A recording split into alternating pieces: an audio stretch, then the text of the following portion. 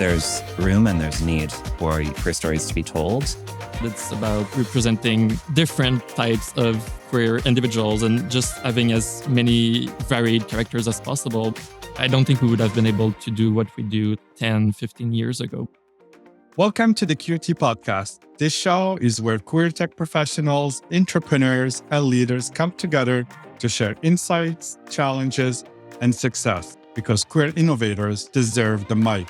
I'm your host, Nafal Testani.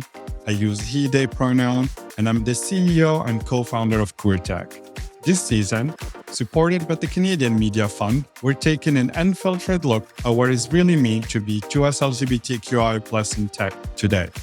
We'll explore the barriers we face, the resilience we built, and the strategies to thrive in an industry that still has work to do, from career growth to leadership, systematic challenges to real solutions. This season is your guide to navigating tech as your authentic self. On today's episode, we're sitting down with Olivier Lussier, creative director and co-founder at Lowbirth Games. Our show's previous host and producer, Dae Courtney, led this conversation unpacking key insights on the Canadian indie game ecosystem and efforts to make the subsector more inclusive. Let's dive in. Hi, my name is Olivier Lussier. My pronouns are he, him, and I'm a co-founder and creative director at Lowbirth Games. So I actually co-founded Lowbirth Games with two of my cousins in 2019.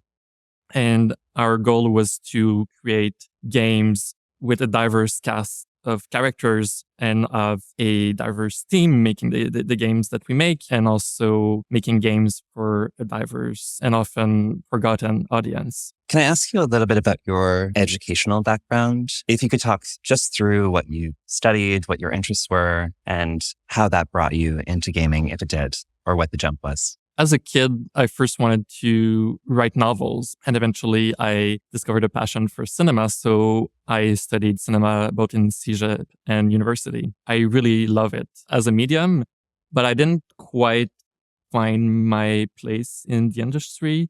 I'll be generalizing a little bit, but it's an industry where people are usually have a lot of self-confidence, and there's also a lot of competition. So I didn't feel like I quite fit in. And eventually it's really one of my cousins had studied, at the time she was still studying in video games actually. And she was showing me what was possible because growing up, I knew mostly about Mario Kart and those types of party games, which are very fun, but I didn't necessarily see a potential for me working on those types of games because I'm a storyteller. I like literature, cinema. At the end of the day, I like telling stories. So what really attracted me to video games was, first of all, the opportunity to work with my cousins who have been working with on creative projects since I was a kid, but then also the possibility to tell stories in this new medium that is really cool. It has a lot of the advantages of cinema, so picture and sound, but it also has interactivity, which adds a layer that is very exciting. I found myself a bit more welcome in the gaming industry, especially founding Lowbirth. I was lucky enough to be able to choose the people I was working with. My co-founders and I were able to surround ourselves with people who are like-minded and who, even if they're different from us, we accept them as they are and they accept us as we are. So There's two things in that really stuck out to me, and they both have to do with building your own place in the world. I know what you mean when you're saying the film industry requires, there's a certain character that sometimes is in that world. And it makes sense. You're on set all the time. There's this whole persona built with it. And then there's also building your own team. Two of these things, both the technology aspect, being able to use technology to make a mark on the world and be able to transmit our personalities, even if we're a little bit more shy. I like that you were able to find yourself through that medium. And then also the ability to build your own team. So as an entrepreneur, you found your own place in that sense. Do you feel like your experiences growing up and coming out and all of these things played a role in the decisions and the pursuits that you made? I grew up as a teenager in the early 2000s. And at some point I started to realize that, maybe I like guys, maybe I'm gay. And at the time I didn't really see myself in the media I was consuming. First of all, there weren't that many queer characters on screen, but when there were queer characters, they didn't necessarily look or act like me. For instance, back in the day, in what I was watching, which was mainly mainstream media at the time, the gay characters were mostly like the cliched hairdresser who's really into fashion and all of that, which is perfectly fine. Or the villain. Yeah, absolutely. Or the villain. And that's perfectly fine. We also love writing at Lowbirth queer villains and all of that. But when it's the only type of representation and you don't quite fit with that representation, then you feel left out and you wonder, at the time I was wondering, can I be gay if I don't look and act like that? So that really taught me the importance of representation.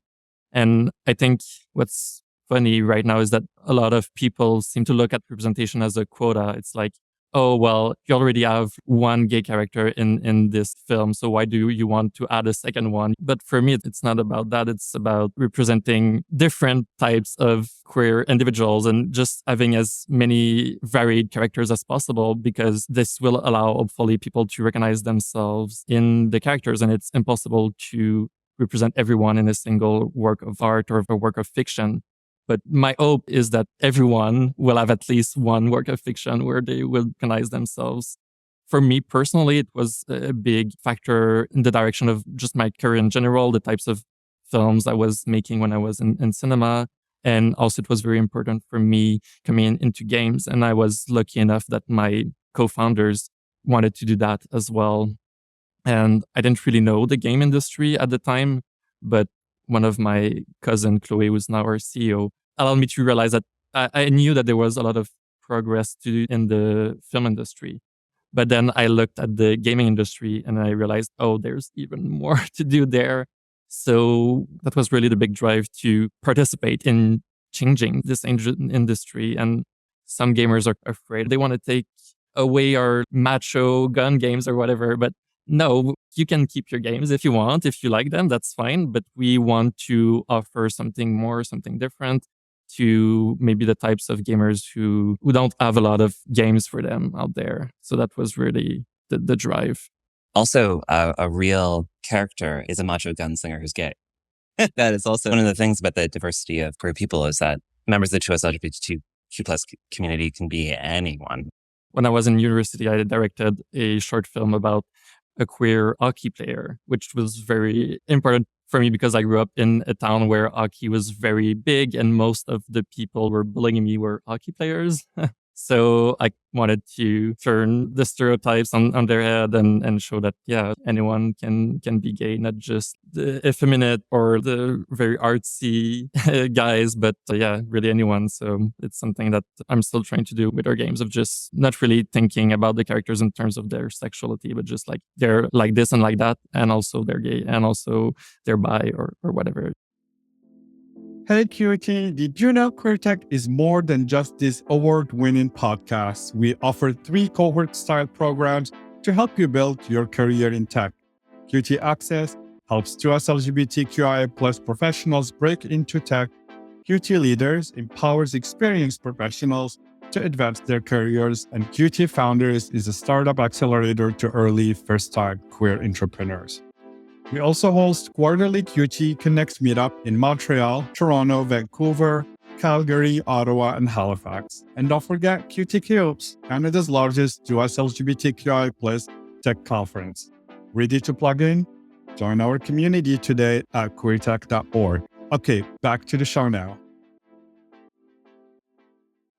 Do you feel that leaning into your queer experience and your creativity has benefited your career and your projects? Sure, there are challenges to being a queer entrepreneur, a queer developer, but right now, there are also a lot of opportunities. My co-founders and I were very lucky. We were in the right time at the right place, because the truth is that right now, a lot of government programs and grants and all of that have diversity quotas and all of that. Do we sometimes maybe feel like we're their token pigs? Maybe, but at the same time, it allows us to do what we do. So why not do it? We've been very lucky. And I think also just the fact that the technology to make games right now is much more accessible than it was before. So I don't think we would have been able to do what we do 10, 15 years ago, because we probably wouldn't have gotten the money and we wouldn't even have had the tools to do it. Because, for instance, the first year of development for a first game, we didn't have a programmer, but we had a game engine that was very user-friendly. And even though I had never programmed in my life, I was able to learn it with tutorials. And I programmed with big quotation marks, but I was able to program our first demo, which then allowed us to get our first investors. And from then, we were finally able to hire a real programmer. But if we hadn't been able to do that first demo, we probably would have gotten to that point where we were able to hire people. We were very lucky in many ways. Something I think would be nice to just to touch on a little bit more is I'd love for people listening to this to take away a little bit about, if you lean into your queerness right now in terms of your creativity, to see it as a business opportunity as well. There's room and there's need for queer stories to be told, and there's business support out there for that. So that's just a really beautiful insight. It's actually a wonderful time to be a queer entrepreneur. It's true. And it's nice that I can do what I would have wanted to do anyway. It's tricky sometimes in video games because some people want to make games in niches that are there are lots of games there already. But there is a lot of demand out there right now for queer media. So if you want to tell queer stories, there's a nice opportunity right now. It's not like some studios or companies out there you feel like, oh, they're telling queer stories just to get points or whatever. But we're lucky enough that we do it because we like it and there is actually a public for it. So it's perfect timing. Okay, so I would like to pivot a little bit into the functional components of your entrepreneurial journey. In that very functional way that the organization came together, the way that Lowbirth Games came together, you had mentioned that there were pitches and things like this. I'd like to know, what was that very practical journey like for you when you were like, maybe we're going to find someone to make this pitch to? You built the pitch. What did that feel like? How did you prep for it? What were you feeling during that time? Just that very practical journey of building a company. For us, it all started with a summer program that we did in 2019 that was really focused on helping us and giving us the tools to be able to open an indie video game studio. So it was very targeted to what we wanted to do. But at the time, we wanted to make a game, most of all. And none of us had dreams of becoming entrepreneurs necessarily. It's not something we had foreseen in our future. So it really started to crystallize when we did that program and we did our business plan. And it really allowed us to clarify our vision for the company, what we wanted it to be. And the end of the program was a big pitch in front of a jury of people from the industry. So people from Red Barrels, Ubisoft, and there was also just like lots of people watching. So this was our first pitch experience. And we worked on days to find the best hook. And we prepared a nice PowerPoint presentation. And we rehearsed. Because some people look like maybe they're winging it. I don't know if they do, but I certainly can't. So the way that I compensate is just being as prepared as possible. But even then you get there and maybe the presentation is prepared, but there's usually a question period at the end. And sometimes they ask you questions you didn't expect. And you're like, yeah, that's a good point. So it's a bit nerve-wracking, but that was our first experience. And there was actually, there were a few cash prize at the end that we could get.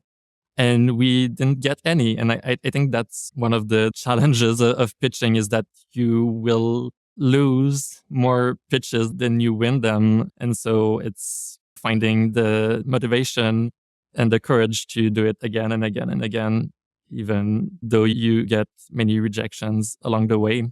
But we were lucky enough that a year later, we got our first investors who were actually some of the teachers who had taught us during the summer program. So there was a lot of luck involved in entrepreneurship. That's kind of unavoidable. Some people will be more lucky than others, but we did go through the different oops of pitching to different people and sometimes getting a yes, sometimes getting a no. And, eventually if things go well, you get enough yeses to get to a point where you can have a team and bring your project to completion. But in the case of our first game, this bid we made, it took 4 years and a half. So it's a long process. There's some things I want to just pull from that I feel like would resonate with a lot of people's experience and also is really good advice too. It comes up in a lot of different perspectives that I've heard on career journeys in general. It's nice to hear this in the realm of entrepreneurship as well. Utilizing supports that are available, like incubators, or if someone's trying to pursue a new field, like it could be like a boot camp or something like this. Whatever it is, it's one of the opportunities that you have to build relationships. And in my experience, having gone through a digital marketing boot camp, my one teacher in particular became a mentor of mine afterwards because we actually developed a relationship. And that's a story that I've heard a few times where, when you enter into something, so if someone's entering into one of these programs, it really pays to have like an open heart and to really build relationships with the people that you're learning from. Because if your teachers were some of your first investors, obviously they were along with you for the whole thing. They saw your project maybe before it was worth investing in, when it was still the parts. Yeah, I think we did a lot of stupid mistakes along the way. That's unavoidable, I think, especially when you start out. But I think one of the best and smartest things that we've done is surround ourselves with mentors and people with a lot more experience than we have to kind of learn from their past mistakes. And also, it's difficult sometimes to be an entrepreneur. You go through certain types of struggle that other people may not understand. So sometimes, even though you don't get direct help, just having someone who understands what you're going through can mean a lot. So we were lucky enough that when we got our first investors, we were also brought in the Asylum, which is a hub of video game companies. We share not only office space, but also just we help each other as much as we can. And so that's been very valuable for us because a few days or weeks, for instance, before releasing the game back in November 2023, we had problems with the game that we didn't know what to do. And we thankfully had the people around us in the Asylum who knew what we could do. So, and also like just business advice. We got a lot of that from the different CEOs of the other companies as well. Like, oh, is it worth it to go to this video game convention or not? Will we get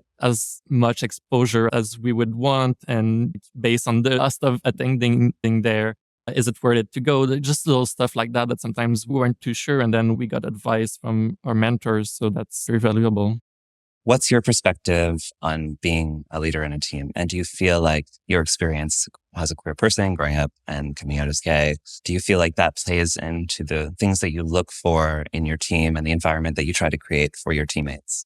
Although I am queer, I also recognize that I'm very privileged. I'm a cisgender white man. So I come into it knowing what it's like to experience some discrimination, how it's like to maybe feel out of place in a work environment, stuff like that. So I always try to keep that in mind and offer the type of work environment that I myself would have liked. But I also recognize that I'm privileged in many ways and I don't know everything. So I'm trying to come at it in the mindset of learning as well, trying to learn what are different people's needs because they're not necessarily the same as my own.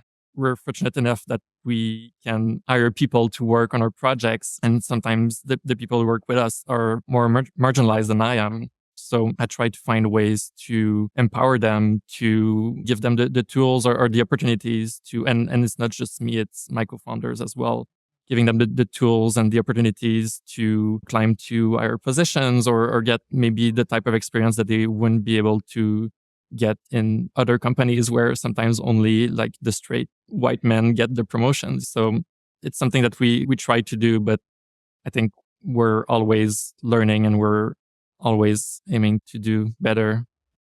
There's something about having lived in that friction of having a different experience than those around you. But it's a bit of a hard won lesson for us to be more equipped in that way to be open to people.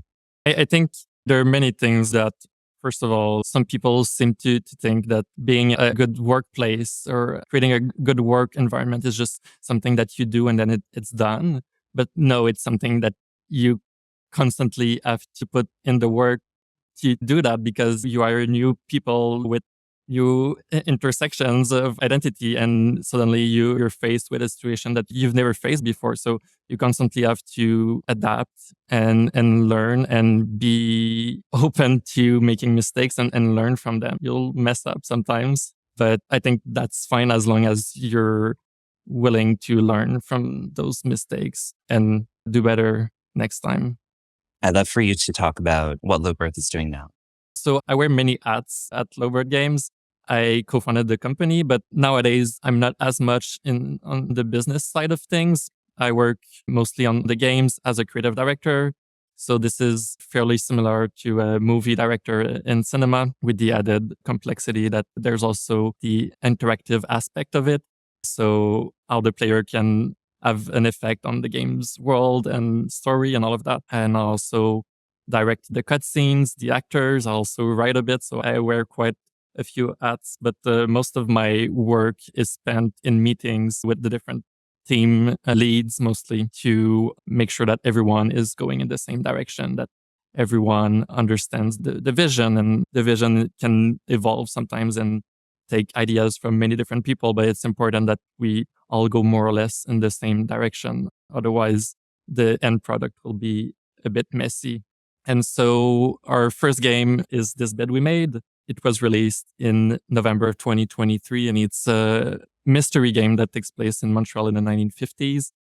And you play as Sophie, who's a maid who's trying to solve a mystery by snooping around the guests' bedrooms. The game released, and the reception has been really great so far, really going above and beyond our expectations. Players seem to really enjoy it. We've had people really latching on to some of our characters, especially the character of Beth, who you can romance in the game. And we've had just really great stories of people saying like, oh, this is my new favorite game, or people saying your game helped me figure out my sexuality and stuff like that. So as a developer, it's just really amazing to see, after 4.5 years of work, people enjoying what you spent so much time working on, and realizing that, yeah, it works. You know, you didn't do all of that for nothing. You're actually reaching the people that you wanted to reach. So that's really great, but we don't want to stop there. Obviously, we're already very excited to start working on our new